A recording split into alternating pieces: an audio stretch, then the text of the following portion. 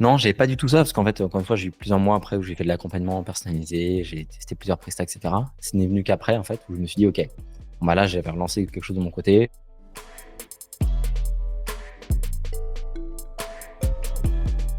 Je faisais entre, 15 et 30 K par mois. J'ai eu des mois à 15 K, des mois à 30 K maximum. C'était 30 K tout seul après cette lancement de cette affaire-là.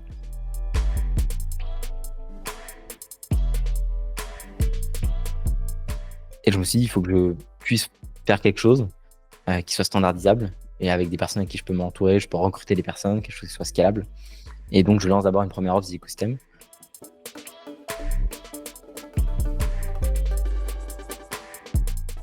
En fait, je propose, bah, juste d'aider les personnes à mettre en place des process de marketing, et cetera. Tu Et avais après déjà le pouvoir. nom, The Ecosystem, tu Ouais, avais ouais, déjà. dès le départ, c'est écosystème, ouais. Bonjour tout le monde, nouvel épisode, nouvel enregistrement avec un super profil. Euh, pour poser le décor, c'est un profil qui m'a fait me remettre en question à plusieurs reprises lorsque j'ai commencé à regarder ses vidéos pour la première fois. Du fait de son âge et aussi de sa maturité, moi, je me suis posé à plusieurs reprises la question, mais qu'est-ce que j'ai foutu pendant les 20 premières années de ma vie? Et je l'ai dénommé Mathis Clouet. Pour ceux qui ne le connaissent pas, tu vas te présenter tout à l'heure. Donc, j'aimerais, Mathis, qu'on discute de plein de sujets sur ton parcours, sur l'avant, The Ecosystem. C'est hyper important. J'ai envie de comprendre un petit peu comment est-ce que tu en es arrivé là, ton parcours scolaire aussi, le fait que tu n'es pas allé à l'université. Tu n'as même pas le bac, si je me J'ai pas trompe, le bac. effectivement. Ce que tu as construit aujourd'hui et aussi tes perspectives d'avenir, c'est-à-dire surtout la partie investissement, hormis en fait l'entreprise que tu développes, quoi. Mais Mmh. avant tout ça, je te propose, mon cher Mathis, de te présenter succinctement. Ouais, bah, écoute, merci beaucoup pour l'invitation, Guy, ça me fait vraiment plaisir. C'est vrai que, lorsque, on a commencé à travailler ensemble, effectivement, tu es rentré chez Ecosystème.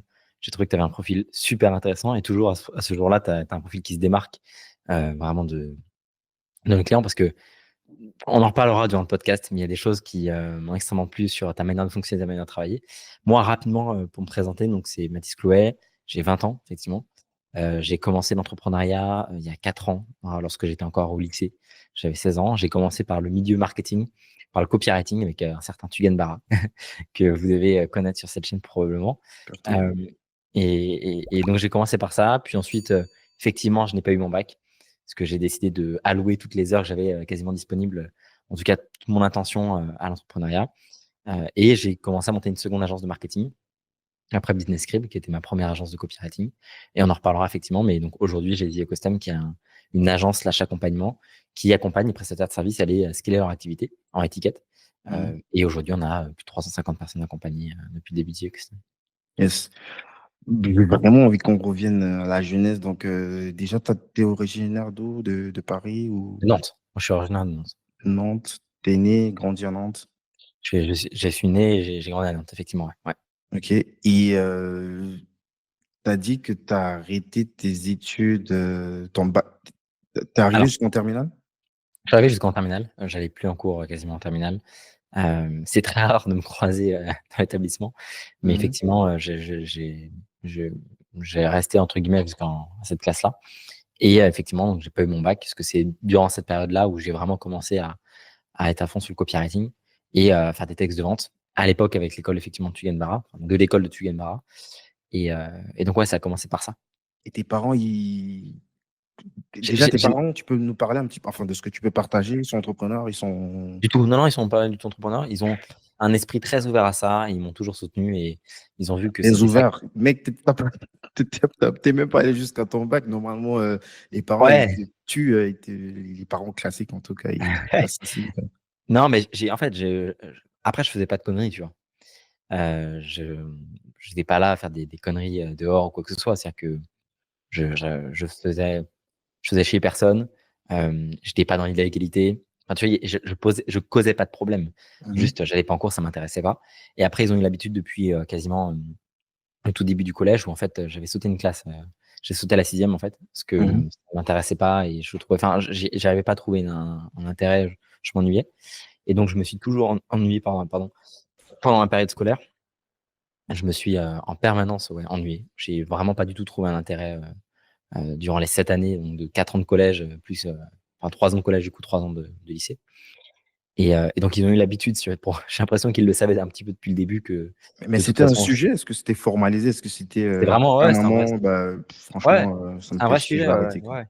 Ouais, j'ai une anecdote que je n'avais pas racontée encore, mais bon, on s'en fout un peu. Mais quand j'ai quitté la primaire, donc CM2, et je suis rentré en sixième, les 2 premières semaines, je suis revenu en pleurant dans mes parents en disant: «Mais en fait, je m'attendais à quelque chose, je m'attendais à ça y est, que ça commence. On m'avait vendu la sixième comme le truc intéressant, et cetera».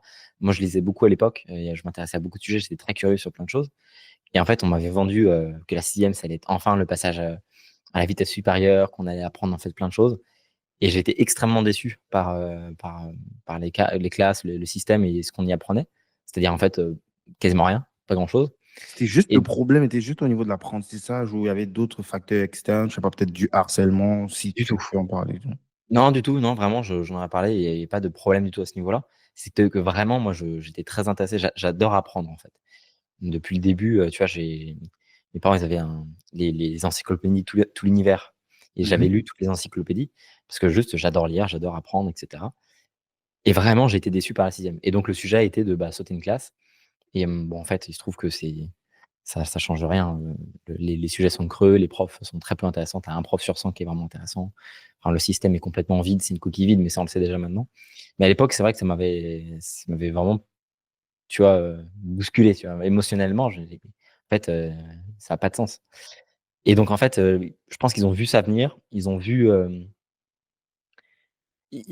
le fait que j'ai pas avoir le bac. J'étais vraiment pas du tout intéressé ni impliqué. Ça ne voulait pas dire que j'apprenais pas autre chose ailleurs. J'étais beaucoup sur YouTube, beaucoup, en train de lire toujours. Mais le système scolaire, je trouve que c'était un non-sens. Et d'ailleurs, hem, il y avait des gens autour de moi qui disaient: «Mais tu verras quand tu grandiras, tu prendras du recul et tu diras qu'en fait, c'était intéressant». Il y a effectivement plein de sujets sur lesquels j'ai évolué. J'ai pris du recul, j'ai pris en maturité parce que j'étais jeune. Mais s'il y a bien une chose sur laquelle T'as ça me 23, t'étais jeune. oui, non, mais T'avais bien 20 ans, sûr. mec. Bien sûr, complètement. Je veux dire, d'ici là, 4-5 ans, tu sais, quand tu as 20 ans, 5 ans, ça te paraît, c'est 25% de ta vie. Donc, Ouais. c'est vrai que c'est jeune, mais en proportion, ça me paraît beaucoup. Tu vois, 20 ans sur 100 ans, c'est 20%. 20 ans sur 20 ans, c'est 100%.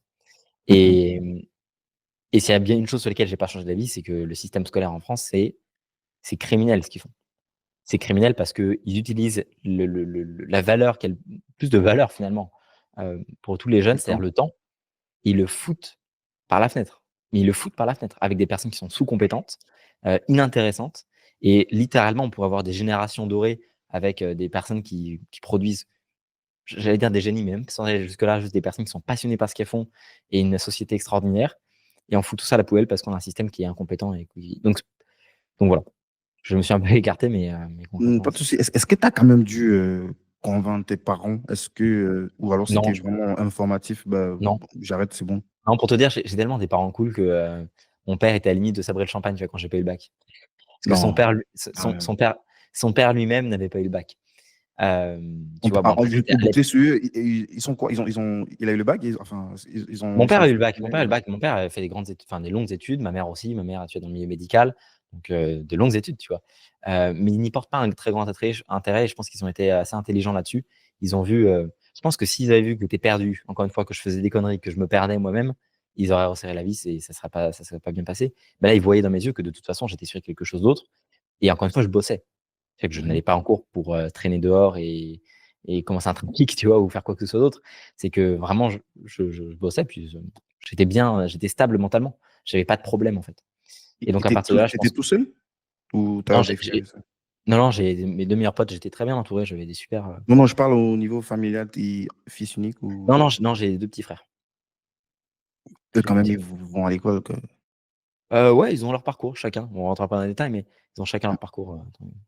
C'est incroyable quand même. Désolé, hein, je ne sais pas pour rentrer dans l'intimité, c'est juste que généralement, les parents, quand même, en plus, ils ont fait des études. C'est assez surprenant que, Encore une fois, je sans pense manquer que de respect, ça donne l'impression, tu vois, un petit peu comme les parents hippies, là, vraiment, il n'y a Ouais, aucun manque de respect, là, ouais, mais qui sont en mode ouais, vis ta vie, et puis le plus ouais, c'est important, clair. c'est que tu sois heureux et tout. Ouais, ouais, c'est vrai, c'est vrai. Oui, c'est vrai qu'on pourrait faire des caricatures hem, avec les personnes qui vont pas à l'école, qui apprennent au milieu de la forêt, et cetera. Mais encore une fois, je pense que en fait, c'est pas, je pense qu'ils arrivent à discerner ce qui est grave de ce qui n'est pas grave. Je pense Mhm. que s'ils voyaient qu'effectivement j'avais des gros problèmes dans la vie, que je savais pas où j'allais, ou encore une fois que ça allait pas même au niveau du cadre social, tu vois? Ils auraient fait quelque chose, mais en vrai, je pense qu'il faut relativiser même sur les cours et sur le scolaire. Eux-mêmes voyaient que de toute façon le scolaire, enfin, Ouais. c'est rien d'important et c'est pas important si tu veux. Est-ce C'est qu'il pas un problème de t'influence quand même? Ah, vas-y, je t'ai coupé. ah vas-y, pardon. Non, je voulais dire, est-ce qu'il t'influence quand même hors système scolaire sur d'autres Alors moi, choses? j'ai la Parce que là, tu parlais particularité de bouquins que tu lisais beaucoup. Est-ce que c'est eux qui te j'ai donnaient peut-être une autre orientation évidemment sur. qu'ils m'ont influencé parce qu'ils m'ont éduqué, donc j'ai été Ouais, un logique. Je parle plus sur la partie d'instruction hors système scolaire classique, quoi. hem, j'ai la chance de pouvoir discuter de plein de sujets profonds avec eux, Mhm. mais mais pas, non, ils m'ont pas donné particulièrement enfin, je discutais pas mal Web3 avec mon père parce que lui, il était assez intéressé là-dedans, donc ça, c'est cool. Ouais. J'ai la chance de pouvoir, mais à part ça, moi, je me suis fait mes propres centres d'intérêt. Yes. Donc, au moment où tu arrêtes justement en terminale, est-ce que financièrement, tu arrives déjà Alors peut-être à je génère gagner ta vie? c'est une très Vas-y, bonne je t'écoute. question. Hem, terminale, non, quasiment pas. J'ai déjà généré plusieurs milliers d'euros parce que j'ai vendu des pages de vente, en fait, à des infopreneurs, des personnes qui étaient chez Tugan. Donc je commence Mhm. tout juste à faire des sous, mais pas encore assez pour en vivre. Mais je 7 fais mes millions premières. d'euros pour quelqu'un qui est en terminale, c'est pas mal. C'est ça, ouais, bien sûr. Bah, je sais pas, ouais, j'ai fait plusieurs milliers d'euros, mais c'était vraiment pas grand chose et c'est après effectivement que ça a accéléré, quoi. Ok. Est-ce qu'il y a eu une différence? Est-ce que c'est le fait de plus aller en cours, ça t'a peut-être donné plus de temps? Enfin, Ouais, plus de quel est temps le et gap entre. ah, en fait, quand j'allais en cours, j'avais quand même du contact social, donc je voyais mes potes, j'avais quand Mhm. même une vie d'adolescent de 17 ans, Mhm. et de 16 ans. Et c'est sûr qu'après avoir passé l'année du bac, quand tout le monde a commencé à rejoindre des écoles de commerce, aller dans les écoles aux quatre coins de la France, bah, là, j'avais tout mon temps et donc en fait, j'ai pu commencer à bosser, 15 heures, 16 heures par jour. J'ai rejoint le bootcamp de Tugan Bara. Mhm. J'en avais parlé sur des podcasts et c'est là où j'ai vraiment, entre guillemets, «rencontré des vrais professionnels du copy, du marketing» et je me suis rendu compte du vrai rythme qu'eux avaient et je me suis mis à ce rythme-là et donc là, effectivement, j'ai pu bosser beaucoup plus et être beaucoup plus, «skin in the game» entre guillemets. Yes. Je voudrais que tu donnes un petit peu de détails sur ce bootcamp-là quand tu parles de 16 heures. Mais avant, ce serait intéressant de comprendre comment est-ce que tu découvres en fait le copywriting, puisque c'est ça, entre guillemets, Je me la suis fait première targeter par compétence professionnelle. Je me suis fait targeter par une pub de Tugan Bara. J'avais pris son bouquin, Marketing Underground et voilà, j'ai cliqué. C'est vraiment pas surprenant. Ouais, je suis parti du principe que j'aimais beaucoup et la seule matière que j'aimais bien à l'école et dans laquelle j'étais plutôt bon, c'était l'économie. Depuis le début enfin même assez jeune, ça m'a toujours intéressé Mhm. et si tu veux, ça n'avait pas de sens pour moi d'aller dans une école de commerce qui t'apprenait le marketing avec des personnes qui étaient payées, 2 000 balles. Pour plein d'autres sujets, oui, tu vois? Pour des artistes, pour même des personnes dans le corps médical, des ingénieurs, plein de choses. Mhm. Mais le marketeur, c'est la personne quasiment la plus proche de l'argent.